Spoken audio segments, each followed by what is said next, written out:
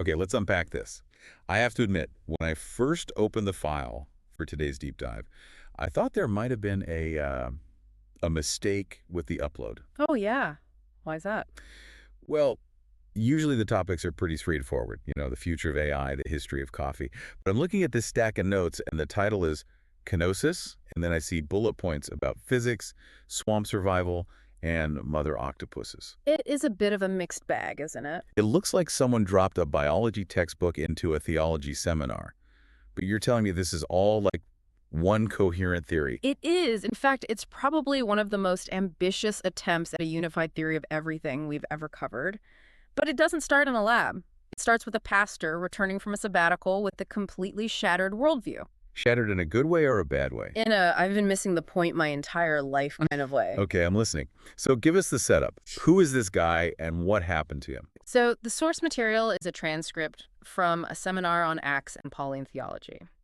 The speaker is a pastor who has spent his entire career studying the details. He knows his Western philosophy, he knows the history of Israel, church doctrine, inside and out. Mhm. But he confesses that he felt like he was always studying the parts and completely missing the whole. Classic forest for the trees, probably. Exactly. He felt like he had all these separate boxes. He had a box for history, a box for science, and a box for faith. And his big realization, the thing that shook him up, was that there aren't three boxes. There's only one. One box. He argues that the laws governing your soul, spirituality, grace, faith, are the exact same laws that govern a falling rock or a spawning salmon. He calls it a unification of the spirit principle and the material principle. That is a bold claim. Usually we think of the spiritual world as the place where the rules of physics don't apply. Miracles, magic, defying gravity. Yeah. And that's exactly where he flips the script. He says if you want to understand God, don't look for magic. Look at gravity. Look at nature. The spiritual world doesn't break natural laws. It is the ultimate expression of them. All right, I'm intrigued. But I'm still stuck on the kenosis thing. You mentioned that. What does that actually mean? It's a Greek term, and technically it means self-emptying. In theology, it usually refers to Jesus emptying himself of his divine status to become human. Okay. But for the speaker, kenosis isn't just some theological term. It's the fundamental law of the universe. It's the mechanism of how everything works. So emptying yourself is physics. That is his argument. And to explain how humans learn this law, he starts with a really intense concept. He calls it the limit line. Yes, I saw this in the notes. The math here was a little confusing to me. He talks about 100% versus 200%. Right. It sounds like bad accounting at first, but stick with it. He argues that every human being operates with a conscious effort. That's your willpower, your intellect, your daily grind. Let's call that your 100%. Okay. That's me giving it my all. But he argues there is a latent, hidden potential buried deep inside us. Survival instinct, spiritual depth, whatever you want to call it. That's another 100%. Right. The problem is you can't access that second 100% with your conscious mind. You can't just decide to unlock it. So I'm walking around operating at half capacity. Yeah. And I can't get to the reserve tank. Not comfortably, no. And this is where his limit line comes in. He says the only way to breach that wall and access the hidden potential is to hit your absolute breaking point. You have to exhaust your conscious 100% completely until you have nothing left. And that's when he brings up the swamp analogy. Mm. And honestly, this part was pretty disturbing. It is visceral, yeah. He paints this picture. You're walking by a swamp. You see a friend fall in. They are sinking. They are flailing around, screaming for help. And he asks, what do you do? My instinct is, grab a branch, pull them out. And what does he say? He says, don't. He says if you pull them out while they're still panicking, two things happen. One, they might pull you in and drown you. But two, and this is the dark part, he says if you save them too early, they never learn the lesson of the swamp. Right. He actually suggests that in some cases, you might even need to push them down, or at least wait until they stop moving. That sounds like murder, not theology. It certainly wouldn't hold up in court. But looking at it through his lens of the limit line, think about what happens when a drowning person stops flailing. When they finally realize, I cannot save myself. My strength isn't enough. They surrender. They surrender. And in that moment of total desperation, the survival instinct, that hidden to 100%, kicks in.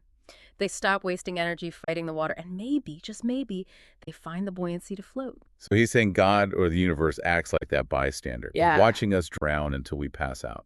He says God's primary method of teaching is silence. He argues that we often mistake God's silence for abandonment. But actually, the silence is a strategic pressure. It's designed to force us to the limit line. If God or a friend rescued you the moment you got uncomfortable, you'd never break through to that deeper level. He calls this passive purification. Yes. And this is a really crucial distinction.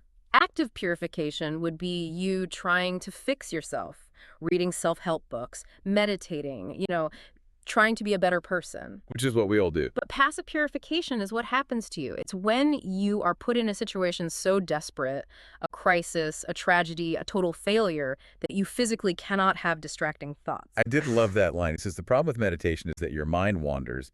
Did I leave the stove on? What's for dinner? But when you're drowning in a swamp, you are not wondering what's for dinner. Exactly. He calls it the removal of Jamnian idle thoughts. Survival demands absolute focus. So what feels like a disaster is actually a training ground. Okay, so step one of this theory. We have to hit the limit line to break our ego. We have to sink. But then the lecture takes a hard left turn into physics. He starts talking about water and dewdrops. This is the bridge. If the swamp is about thinking or surrendering, the next logical question is, what is the force that makes things sink? Gravity. Gravity. And this is where I think the deep dive really earns its name. The speaker is obsessed with the physics of water. He asks a simple question. Why does a dewdrop form a sphere? I mean, surface tension.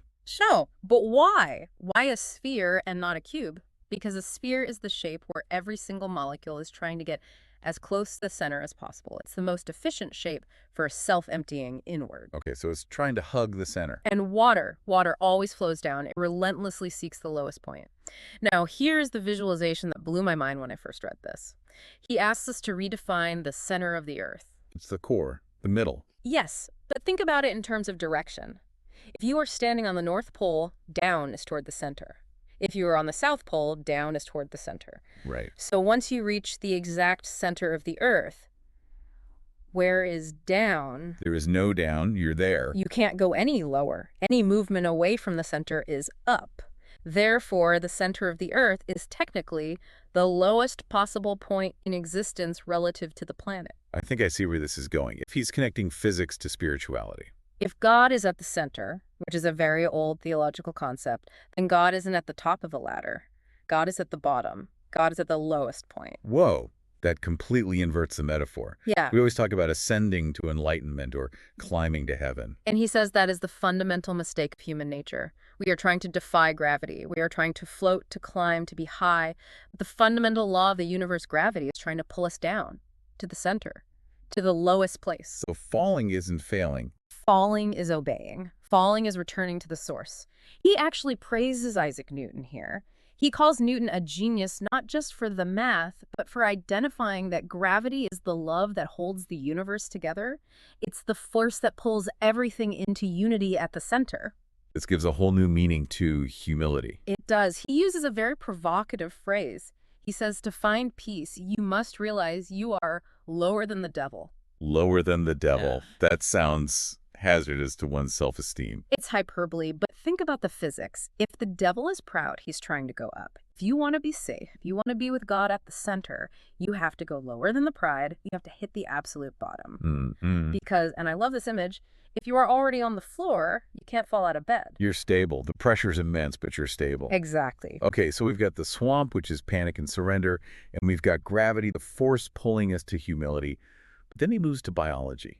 Yeah. And this is where things get, well, messy. Mm-hmm. He talks about the law of the cross. This is where he synthesizes it all. Usually when people talk about the cross or the crucifixion, they treat it as this unique, one-time, supernatural event, a special exception to the rules. Right. Special grace. But the speaker argues that special grace, which is Jesus, and natural grace, which is nature, are the same thing. He says, look at the biology. The biblical metaphor of a grain of wheat falling into the earth and dying to bear fruit, that's not poetry, that's agriculture. It's biology. Life comes from the death of the source. Always. And he uses the example of motherhood. He tells the story of a daughter who was, by all accounts, kind of a nightmare. Lazy, complaining, selfish. I think we all know someone like that. Yeah. Or we're someone like that. Perhaps. But then she becomes a mother. And suddenly she transforms. She is enduring pain. She is losing sleep. She is literally giving her body to sustain another life. The speaker calls this a change of character through sacrifice. He argues this isn't just social pressure, it's a biological switch. It's the law of the cross written into our DNA. But the example that really drove this home for me and made me a little queasy, honestly, was the octopus. Oh man, the octopus. I did not know this happened. It is both tragic and beautiful. So, paint the picture for us. What does a mother octopus do? Okay, so a mother giant Pacific octopus lays thousands of eggs in a den. And then she enters a phase called senescence. She stops hunting. She stops eating. She dedicates every single ounce of her energy to guarding those eggs. She just sits there starving. Not just sitting, she is working. She uses her siphon to continuously blow fresh oxygenated water over the eggs so they don't suffocate and die. She does this for months on end. While she just wasting away. Literally digesting her own body for energy. By the time the eggs hatch, she is a ghost. She's a husk. As the babies swim away, she dies. That is horrifying. It is, but the speaker points to that and says, that is the cross. That isn't a tragedy. That is the structure of reality. The parent dies so the child lives. The source empties itself kenosis to fill the new life. He also mentioned salmon, right? Yeah. The way they swim upstream, spawn, and then basically rot while they're still alive. Yes. Sticklebacks, salmon, wheat seeds. Nature is screaming this message. The only way to create life is to give up your own, to go down, to dissolve. So when he looks at Jesus, he doesn't see a guy breaking the rules. He sees the only person who ever followed the rules perfectly. Exactly. He sees Jesus as the ultimate octopus, if you will, the ultimate salmon, the one who didn't fight gravity but submitted to it fully, going all the way to the center, to death, to generate life for everyone else. It's weirdly consistent. Physics says go down with gravity. Biology says go down with sacrifice. Theology says go down with humility. It's all one arrow pointing down. This leads us to the final piece of the puzzle, which is the definition of law itself. And we get a little linguistics lesson here. This is a beautiful insight. He breaks down the Chinese character for law, which is buyap. Now, for our listeners who can't see the character, describe what it looks like. It's a compound character. On the left side, you have the radical for water. It looks like 3 little droplets or strokes. And on the right side, you have the character for go or flow. So put them together. Water plus go. Literally, law means water flowing. That is fantastic. The ancients who created that character understood something deep. The ultimate law isn't a policeman telling you what to do. The ultimate law is the path of least resistance. It's the natural flow of water. Water goes down. Water fits the shape of its container. Water nourishes, but it does so by seeking the lowest place. So if the Bible is called the law or the covenant, it's basically a manual on how to be water. That is his conclusion. But here's the catch, and this is why he says we need a Bible at all. Does a rock need a manual to fall? No. Gravity just grabs it. Does an octopus need a seminar to starve itself for its babies? No. Instinct takes over. Exactly. Nature follows this law of going down automatically. But humans, we are different. We have what theologians call imago Dei, the image of God. We have reason. We have will. We have the ability to say, no thanks, I'd rather go up. Precisely. We are the only creatures in the universe that can choose to defy gravity. We can choose to be proud. We can choose to hoard our lives instead of spending them. The forbidden fruit. It wasn't a magic apple. It was the introduction of choice. The moment we could choose, we chose to try to become gods. We chose to go up. And the speaker argues that all of human misery comes from that one choice swimming upstream against the flow of the universe. That's exhausting. Yeah. Swimming upstream is exhausting. It is. So he views the Bible, the covenant, not as a list of arbitrary rules, but as a contract of reality. It's basically God saying, look, you have the power to break the flow, but if you do, you will dry up and die. Here is the contract. Voluntarily choose to do what the octopus does instinctively. Voluntarily choose to flow like water, go down, be humble, sacrifice, and you will live. That puts a whole new spin on obedience. It's not about appeasing an angry sky god. It's about aligning yourself with the physics of how life actually works. Yes, grace isn't about escaping nature. Grace is the power to fulfill nature perfectly, to stop fighting the gravity of love. This is a lot to process. We've gone from swamps to the center of the earth to rotting salmon. But it does hold together. It's a unified theory. So let's bring this home for the listener. Because most of us aren't theologians or physicists. We're just people trying to pay bills and raise kids and not lose our minds. Why does this matter? I think it matters because it completely reframes the way we view losing. Give me an example. Think about a listener right now who just got fired, or someone who was passed over for a promotion, or a parent who feels like they are losing their identity to their toddlers. The feeling is, I am failing. I am thinking. Something has gone wrong. Right, I'm in the swamp. But this theory suggests that when you hit that limit, when you feel like you are sinking, you aren't failing. You are actually just obeying the law of gravity. Finally heading in the right direction. Exactly, that desperation, that feeling of hitting the bottom, that is the mechanism. That is the only way to clear out the noid, the jamnion, and find the center. You can't float your way to the center. You have to fall. So if you feel like you're falling apart, maybe you're just falling together. That's a beautiful way to put it. You are falling toward the stability of the center. That is incredibly comforting in a weird, terrifying way. It means the swamp isn't a mistake. It's the process. It's the school. Before we sign off, I want to leave our listeners with something to chew on. We've talked a lot about gravity being the hero of this story. Yes. If we take this speaker seriously, that physics and spirit are the same, I want to ask a question about that force. Gravity is relentless. It never stops pulling. It holds the entire universe together. It is the strongest glue in the cosmos. So if gravity is the physical expression of God's love, and gravity is constantly trying to pull us down, then why do we spend our entire lives terrified of falling? We build ladders, we build platforms, we build egos, we do everything possible to stay up. We fight the force. But if the strongest force in the universe is trying to pull us down, maybe we should stop fighting it. Does that mean that falling, failing, losing status, being humbled is actually the most constructive thing a human being can do? It's the question that changes everything. Maybe the fall isn't the failure. Maybe the climb is the mistake. Don't fight the gravity, folks. And maybe be a little nicer to the spiders and octopuses. They know more about theology than we do. Thanks for diving deep with us. See you next time.